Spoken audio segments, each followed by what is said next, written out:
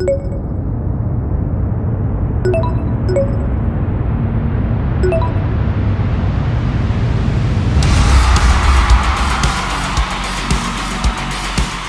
up everybody, it's Eli. I want to officially announce I'm in for the whole SMX series. So you'll see me at round 1 of motocross and at the final 3 SMX races.